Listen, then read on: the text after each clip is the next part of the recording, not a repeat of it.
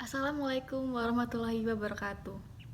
Nama saya Cindy Widawati dari Universitas Muhammadiyah Yogyakarta, jurusan Hubungan Internasional. Pada kesempatan kali ini, saya akan menjelaskan sedikit sekali tentang teknologi resolusi konflik Nabi Muhammad dalam menyelesaikan permasalahan pengungsi Libya di Italia. Untuk pertama-tama, saya akan menjelaskan tentang sejarah pengungsi Libya di Italia terdahulu. Hubungan pengungsi antara Libya dan Italia ini sebenarnya sudah lama terjalin semenjak berakhirnya Perang Dunia Kedua. Pada awalnya, pengungsi Libya ini merupakan hasil dari keturunan penjajah Italia di Libya. Kemudian setelah Perang Dunia Kedua berakhir, sebagian besar dari mereka pun meminta perlindungan di Italia. Hal tersebut diakibatkan karena pada tahun 1970, Kolonel Gaddafi melakukan pengusiran. Berawal dari gelombang pertama pengungsi pindah ke Italia, kemudian sebagian besar dari mereka itu berimigrasi pada awal 1950. Hal ini dilakukan untuk melanjutkan perjalanan ke benua Amerika seperti Kanada, Venezuela, Argentina, dan Amerika Serikat hingga ke Eropa Barat yaitu Prancis, Benelux. Setelah beberapa tahun di bawah mandat atau jajahan Inggris, pada 24 Desember 1951, Libya ini akhirnya mendeklarasikan kemerdekaan sebagai kerajaan Libya atau sebuah konstitusi monarki turun-temurun di bawah Raja Idris. Dan di tahun 1952 mulailah eksodus dari sebagian besar pemukiman kolonial Italia yang masih tersisa, terutama yang berada di daerah jauh dari kota-kota utama atau kota besar. Meskipun pada akhir 1950-an itu sebagian besar dari 110.000 masyarakat Italia ini menetap di Libya. Namun, sejak tahun 1940, masyarakat Italia di Libya ini telah meninggalkan bekas koloni mereka. Beberapa ribu memang masih tetap berada di wilayah ini, terutama para petani dan pengrajin. Dan beberapa orang bahkan mencoba untuk berpartisipasi dalam kehidupan politik Libya yang baru. Raja Idris adalah raja yang relatif toleran dan secara umum ini memperlakukan penduduk Italia dengan sangat baik. Dan pada tahun 1967, setelah terjadinya Perang 6 Hari, Angkatan Laut Italia akhirnya membantu untuk mengevakuasi lebih dari 6.000 orang Yahudi melalui angkutan udara dan bantuan beberapa kapal. Orang Yahudi ini berada di Libya, kemudian akan dibawa ke Roma dalam waktu 1 bulan. Para pengungsi Yahudi ini terpaksa harus meninggalkan rumah mereka, seperti bisnis mereka, dan serta sebagian besar harta benda mereka. Dari 6.000 orang ini, sekitar 4.000 orang melakukan imigrasi ke Israel maupun ke Amerika Serikat. Sementara terdapat beberapa orang juga yang tetap tinggal di Roma. Dan ini tuh sebenarnya terdapat 15.000 orang Yahudi Romawi dan 4.000 diantaranya merupakan keturunan dari Libya. Ini juga merupakan bagian yang sangat berpengaruh di komunitas mereka. Kemudian di tahun 1970 muncullah revolusi Libya. Hal ini mengakibatkan lebih dari 20.000 orang Italia diusir dari Libya dan pemerintah menyita properti mereka.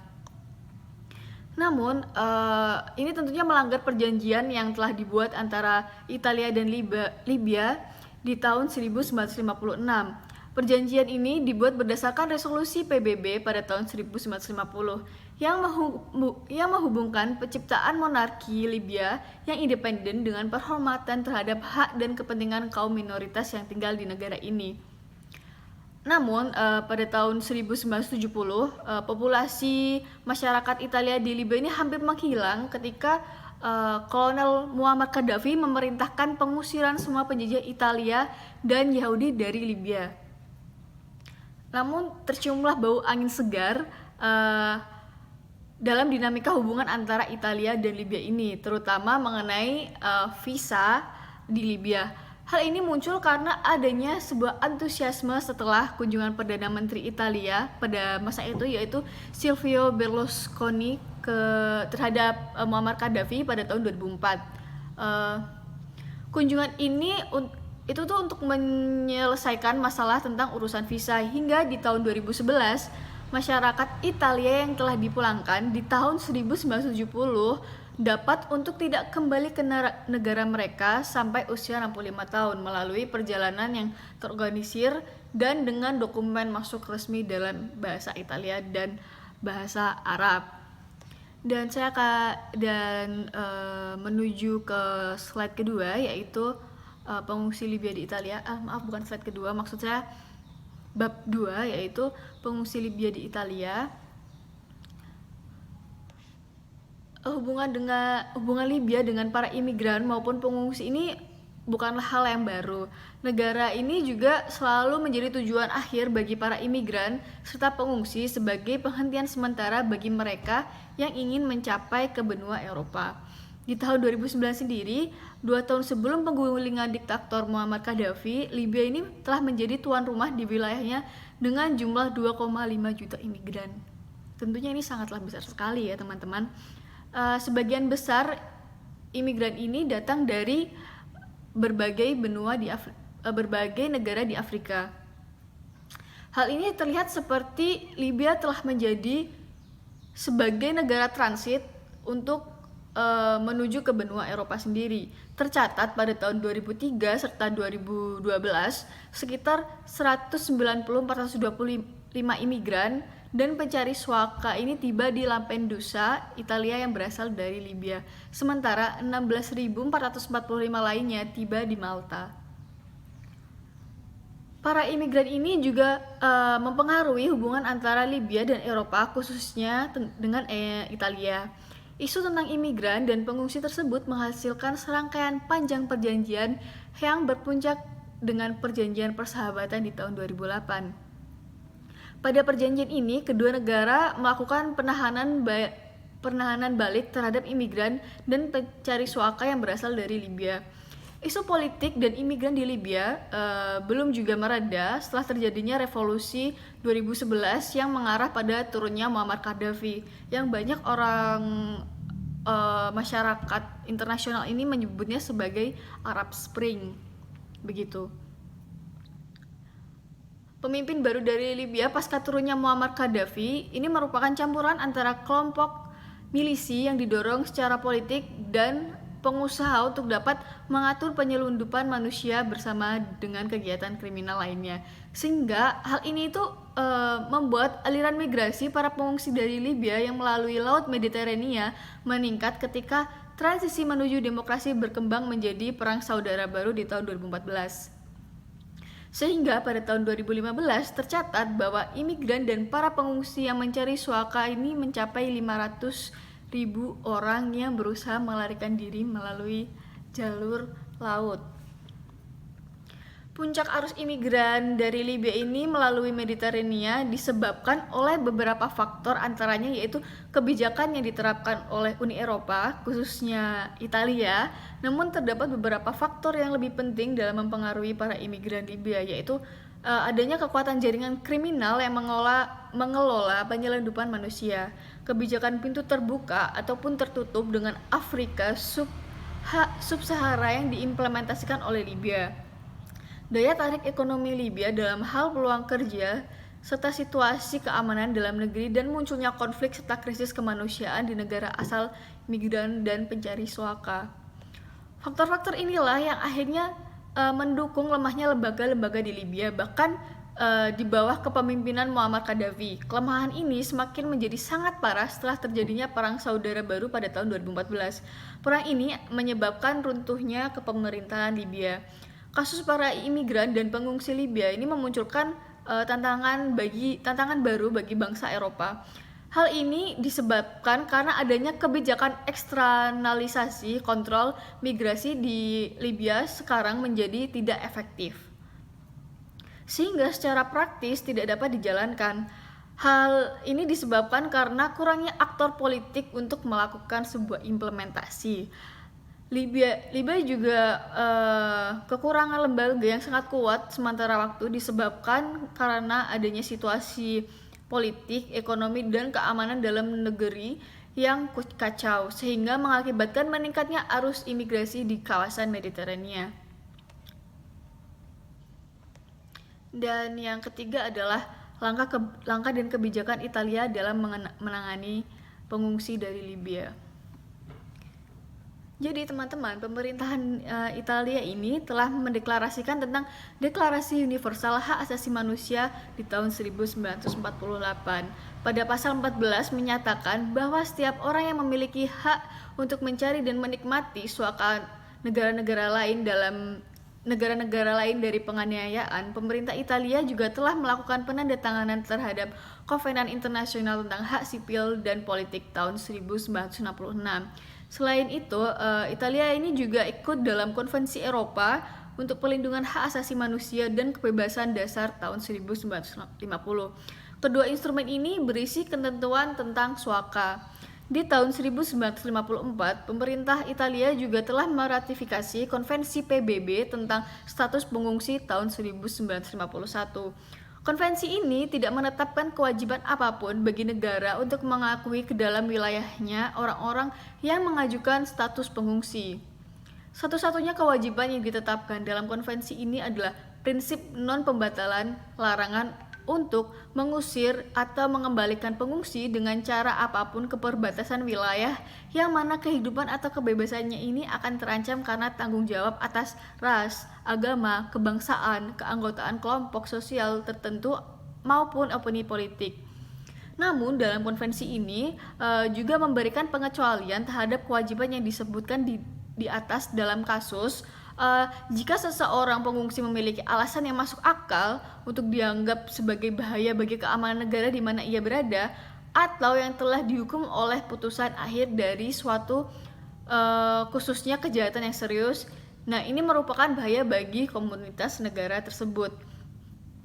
Sejak tahun 2007, Perjanjian Uni Eropa telah memberikan kebijakan bersama terhadap negara-negara di Eropa tentang suaka. Sampai saat ini pun tidak ada instrumen internasional yang memberikan hak suaka internasional yang telah diadopsi oleh pemerintah Italia.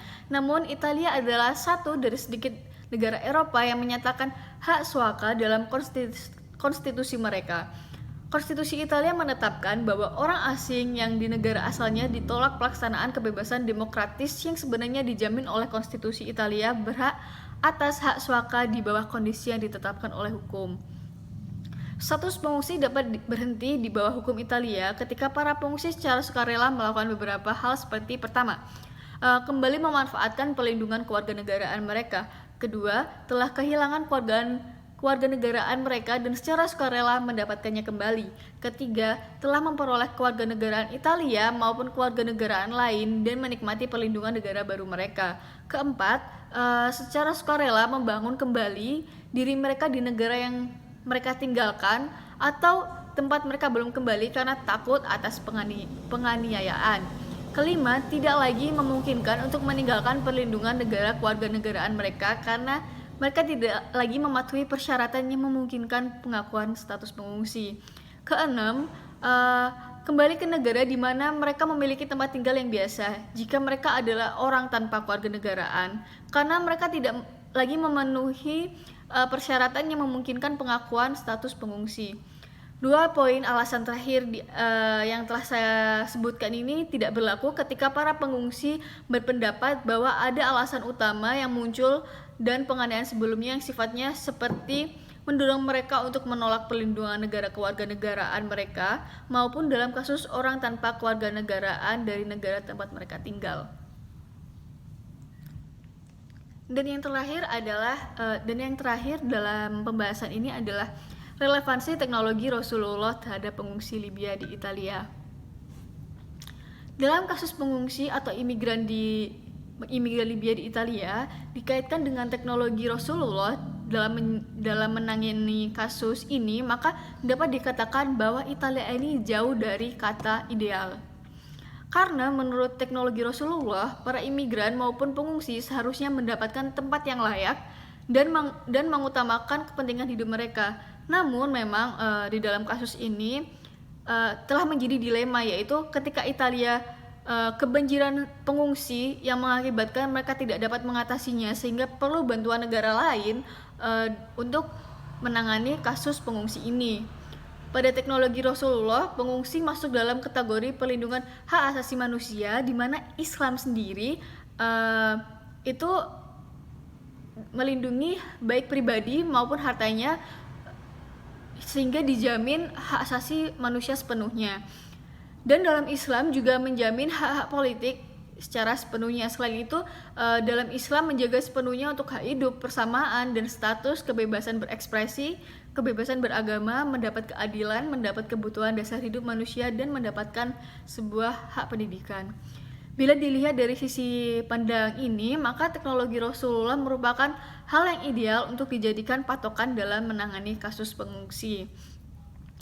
Di mana pengungsi ini juga merupakan sesama manusia yang harus dibantu karena sedang mengalami kesulitan dikarenakan kondisi bangsa maupun negara mereka yang sedang mengalami kehancuran ataupun peperangan. Tetapi bila melihat dari kasus pengungsi Libya di Italia, hal ini jauh dari hal yang telah diusulkan oleh Rasulullah. Pengungsi Libya di Italia ini juga mengalami nasib yang terombang-ambing, walaupun mereka telah mengalami kesusahan untuk dapat sampai ke negara yang mereka tuju, karena tidak semua pengungsi yang datang ke Italia ini dapat diterima dengan baik dan mendapat bantuan untuk menjalani kehidupan selanjutnya. Para pengungsi dari Libya ini harus memenuhi persyaratan sebagai pengungsi dan beberapa kriteria untuk mendapatkan izin tinggal di Italia. Sebagai contohnya, ketika terdapat pengungsi, mereka tidak dapat langsung diterima, melainkan harus mendapatkan kewarganegaraan di Italia dan dapat menjamin untuk tidak mengganggu kestabilan dari negara Italia ini. Lalu slide selanjutnya adalah kerangka pikir. Saya mengambil kerangka pikir pertama, perlindungan hak asasi dalam Islam, dan yang kedua adalah prinsip-prinsip memperoleh suaka dalam Islam. Pengungsi termasuk dalam kategori perlindungan hak asasi manusia. Dalam Islam, hak asasi manusia tidak hanya diakui namun juga dilindungi sepenuhnya sebagai salah satu penyangga di dalam Islam sendiri. Prinsip ini telah ditegaskan dalam Al-Quran pada surat Al-Isra ayat 70. Dalam surat Al-Isra sendiri berbunyi, "Dan sesungguhnya telah kami muliakan anak-anak Adam, kami angkut mereka daratan dan di lautan, kami beri mereka rezeki dari yang baik-baik, dan kami lebihkan mereka dengan kelebihan yang sempurna atas kebanyakan makhluk yang telah kami ciptakan." Pada ayat yang telah saya sebutkan, ini menjelaskan dan mengekspresikan perihal kemuliaan yang diberikan kepada manusia. Muhammad Hasbi Ash-Shidiki memaparkan bahwa kemuliaan itu dibagi menjadi 3 kategori, yaitu yang pertama kemuliaan pribadi atau karomah fardiyah, yaitu manusia ini dilindungi baik pribadi maupun hartanya. Kedua, kemuliaan masyarakat atau karomah ijtimiyah. Dalam kategori ini status persamaan manusia dijamin sepenuhnya. Ketiga, kemuliaan politik atau karomah syiah, menjelaskan bahwa Islam menjamin hak-hak politik manusia secara sepenuhnya. Selain itu, para negara-negara Islam juga telah melakukan gerakan dengan membentuk organisasi konferensi Islam yang menghasilkan deklarasi kemanusiaan yang berdasarkan Al-Quran dan As-Sunnah. Deklarasi ini dinamakan sebagai Deklarasi Kairo, yang mana terdiri dari 25 pasal. Di dalam deklarasi ini juga dinyatakan bahwa semua hak dan kebebasan seperti itu. Dan yang kedua adalah prinsip-prinsip memperoleh suaka dalam Al-Quran. Dalam Islam sendiri terdapat prinsip-prinsip yang mengatur mengenai permasalahan untuk dapat memperoleh suaka. Hal ini dijelaskan dalam Qiyas Al-Hishr ayat 9. Dan orang-orang yang telah menempati kota Madinah dan telah beriman, Ansor, sebelum kedatangan mereka, yaitu Muhajirin, mereka Ansor mencintai orang-orang yang hijrah kepada mereka, yaitu Muhajirin, dan mereka Ansor tiada menaruh keinginan dalam hati mereka terhadap apa-apa yang diberikan kepada mereka, yaitu Muhajirin, dan mereka mengutamakan, yaitu orang-orang Muhajirin, atas diri mereka sendiri sekalipun. Nah, pada surat ini dijelaskan mengenai 5 prinsip utama terkait suaka dan tata cara untuk menangani pengungsi, seperti pertama, dalam ayat ini mengandung prinsip bahwa kaum muslimin sepantasnya bersikap senang dan gembira menyambut kedatangan pengungsi ataupun imigran dan bergaul baik dengan mereka. Kedua, ayat ini menjelaskan jika kaum muslim sepantasnya memperlakukan para pengungsi dengan baik serta memprioritaskan kepentingan maupun kebutuhan hidup para pengungsi sendiri. Ketiga, penerimaan simpatik terhadap pengungsi baik yang kaya ataupun yang miskin. Keempat, ketidakbolehan menolak pengungsi sekalipun penduduk daerah ataupun negara tujuan migrasi para imigran itu tengah mengalami krisis seperti kemiskinan dan kebutuhan hidup yang sangat meningkat. Kelima, ayat ini membuktikan adanya suaka teritorial. Selanjutnya adalah kesimpulan. Kesimpulan yang dapat diambil dari kasus ini adalah bahwa teknologi Rasulullah dapat menangani kasus pengungsi dapat dikatakan masih sangat relevan karena teknologi Rasulullah mengutamakan dan menjunjung tinggi hak asasi manusia. Hak asasi manusia Islam sendiri sangat dijunjung tinggi karena dalam Al-Quran pada surat Al-Hisr ayat 9 dijelaskan jika mereka dianjurkan untuk dapat menerima para pengungsi dan bertanggung jawab untuk kehidupan mereka. Namun, apa yang dilakukan oleh negara pada hari ini tidak demikian disebabkan karena banyaknya kepentingan-kepentingan yang ingin dicapai oleh setiap negara. Sehingga dalam kasus Libya dan Italia terlihat jelas bahwa Italia tidak dapat menerima imigran atau pengungsi yang tidak memenuhi kriteria, sehingga dapat dikatakan bahwa mereka hanya setengah hati dalam menjalankan hak asasi manusianya. Baik, terima kasih. Maaf jika terdapat salah kata ataupun pengulangan kata yang telah saya ucapkan tadi. Wassalamualaikum.